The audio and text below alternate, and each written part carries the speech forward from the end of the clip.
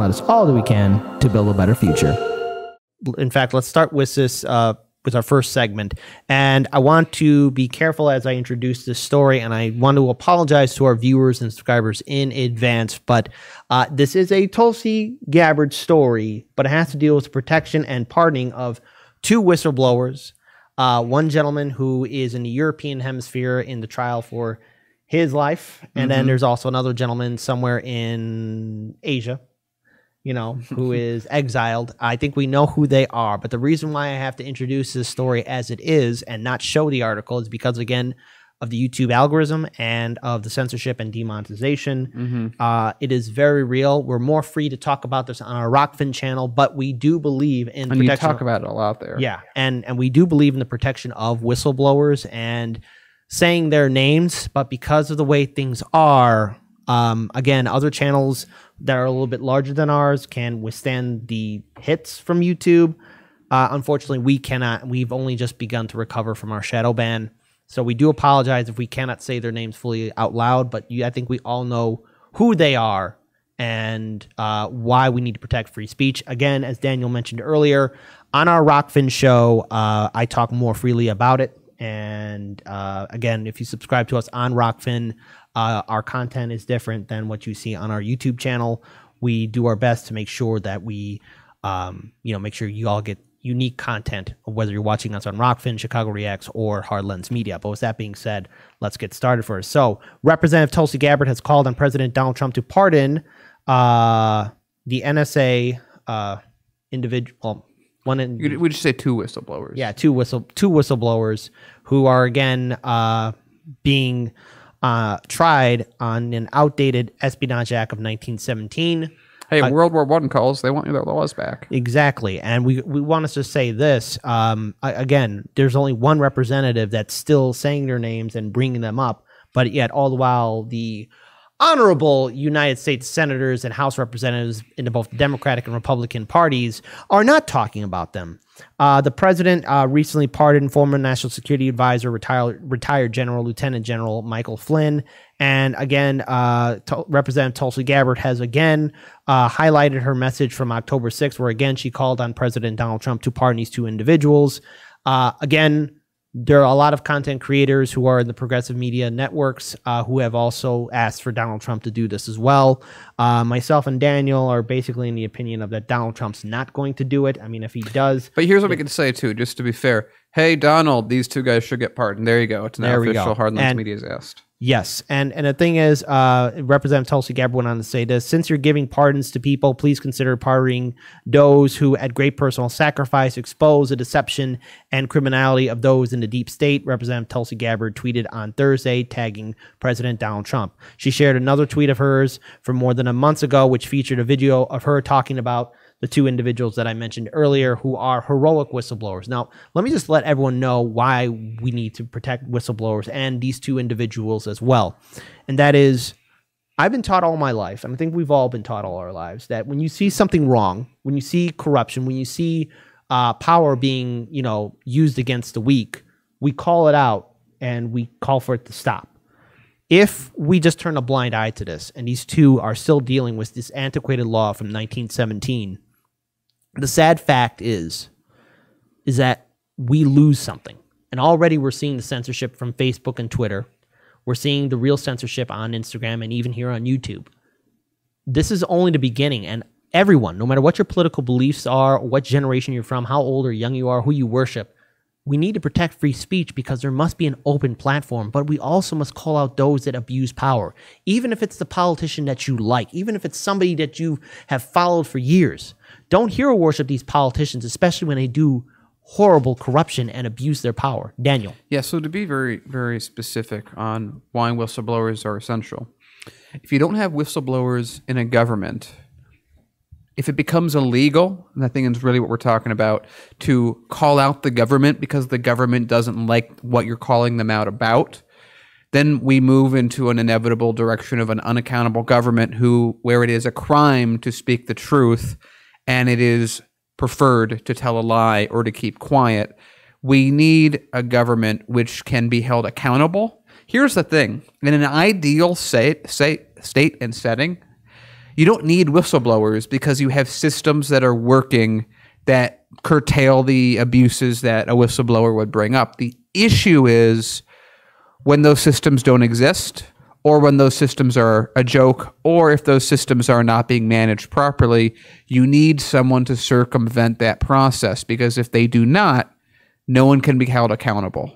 Right. And also, I want to mention someone in the live stream chat. Kaylee Taylor says, why do you need to apologize for covering Tulsi? She's the only one worth covering. Well, it's just not talking about covering. It's the other people. It's here's the thing. It's the way we have to say the story. I want to say their names, but because of the YouTube algorithm, I could say Representative Tulsi Gabbard's name, but I think it's really sad that I cannot say these other two individuals due to the fact that the YouTube algorithm will slam down on us. So we're not apologizing for covering Tulsi Gabbard. We're apologizing for the fact that we're apologizing for the fact that we can't tell the full story, but we have to kind of wink and nod what it is to you guys. And so I think all of you know who these two individuals are. They're in the fight for their lives. And it's in the description of the live show. Yes. So. And by the way, if you want to read the article, the link is in the description box below to our show notes. It's open for people to check it out. Please check out our show notes. You'll be able to read the article. It's from Newsweek.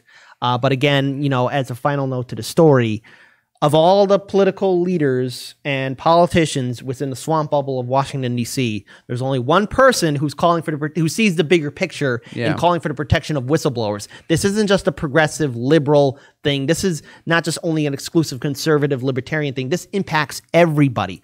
As Daniel and I have said, we need to have whistleblowers out there because we need people to hold those in power accountable. We need the news media and press to also print out stories of politicians and those in the top 1% that are abusing power, being corrupt, and clearly, you know, putting a bad name on the American people. Because if we turn a blind eye to this, if we allow censorship to happen, if we allow the silence of the press, then what's this whole thing been about? What's the whole idea of the First Amendment? I mean, do I dare say on this channel that if we just continue to go down this path, we might as well not have the First Amendment? I mean, but see, again, that's not fair to say, but we have to step up and protect these whistleblowers, and only one politician is doing it, and which is why it is Tulsi time. Representative Tulsi Gabbard, who is leaving Congress, is the only one who is. And you're not hearing it from the squad. You're not hearing it from Bernie Sanders. And yeah, you're not even hearing it from even Republican politicians. This is an overall American issue. This is a fundamental issue that all of us can agree on. If politicians and the top 1% are abusing power and hurting the American people and the image of our country, we need to know about it, and we need to hold their feet not only to the fire, but we need to throw them into the fire if they're abusing their power. Yeah, and so I'm really happy to reiterate what Kit said. I'm really happy that Tulsi is calling out for this. It's a real shame. And I think a lot of this has to do with TYT coverage. Yeah. That a lot of progressives somehow think she's a right-wing person with her being one of... Okay, so fine. If you think Tulsi Gabbard's right-wing, then I guess pardoning whistleblowers is a right-wing cause now. Yep. And another thing, too, you know, all this stuff, all this smearing of Representative Tulsi Gabbard, saying that she is a puppet for foreign states or that she's a traitor or that she's a secret Republican... You know, throughout the election cycle, she didn't do any of that. It's almost like the media really, really, really just smeared her because she was going up against the establishment narrative. And that's her career. I don't think I'd have the strength to withstand all that kind of smearing because, again, it was wrong for the media to portray Tulsi like that. And again, Tulsi Gabbard is talking about issues that are fundamentally important. In fact, when Andrew Yang dropped out of the race early on, she's the one who carried on the message of universal basic income. She's the one who kept on continuing the message of ending regime change wars, which is actually, popular not only with progressives and liberals, but with conservatives and libertarians. No one wants to talk about it. And no one also wants to talk about the fact that, again, Representative Tulsi Gabbard was the last woman in the Democratic primary race, the last woman standing. And again, she's the last politician out there that's really calling for the protection of all whistleblowers. And President Trump, if you're listening, read her tweet, do it. If you want to make the Democrats upset, go ahead and do it because this is your last chance to really kind of stir up the pot. And I think everyone can agree, no one should be in the trial or in exile for informing the people about what our government is doing. And so, just a reminder again that it's a real shame is this story is sort of on two very core topics that matter a huge amount to us here at Herdlands Media. One is Tulsi, because we had a lot of our election history was about Tulsi and trying to combat all the smears that were going after her. And I think it's still very funny, the amount of progressives that hate her for stuff that doesn't make that much sense to hate her over, or it's just not true at all, just inferences. Like we did a number of stories breaking down all those things, like, oh, she's a part of this group and it's really bad that she is, and you look into it and it's like, oh, she spoke there once for free. That's what they mean. Yeah. And the reality is Tulsi Gabbard took on the Democratic Party. She committed one of the most horrendous crimes ever.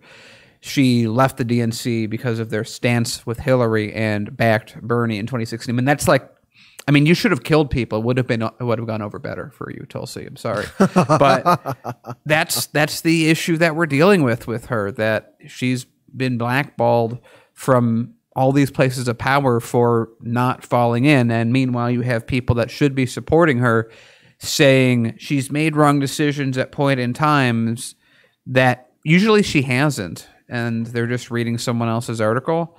Or if she has, because she isn't a perfect person, because no one is. No one is, yeah. Don't hero worship. You know, it's like, they're like, oh, she's super anti-LGBT. But I like Hillary and I like Biden, who were pro after her. But hers, she did it badly because she grew up in a family that is bad. It's very bad, and that's on her. Except when I look at people around me in other circumstances, they're not bad because of their family. This is the kind of thing we're dealing with Tulsi, which is a shame. And again, Tulsi, the last person standing, the last person that's speaking truth to power about the protection of free speech, our First Amendment, our first fundamental right, and the protection of whistleblowers. And if we just turn a blind eye to it, that means any, I don't know, libertarian or conservative, progressive, socialist, or liberal network that does expose any kind of crimes that the government does, well, they're on the chopping block then. Is that okay with you? Because remember, at the end of the day, remember the people who are talking about it.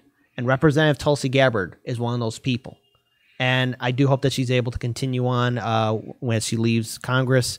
All the best to her. And I think now more than ever, we need to fight for a better future. But with that being said, we are now going to move on to the next segment of our show. But before we do, we got a YouTube Super Chat, Daniel. Shout out to Andreas Torres, $4.99 YouTube Super Chat. You guys are awesome. Keep speaking the truth. Thank you. You are awesome.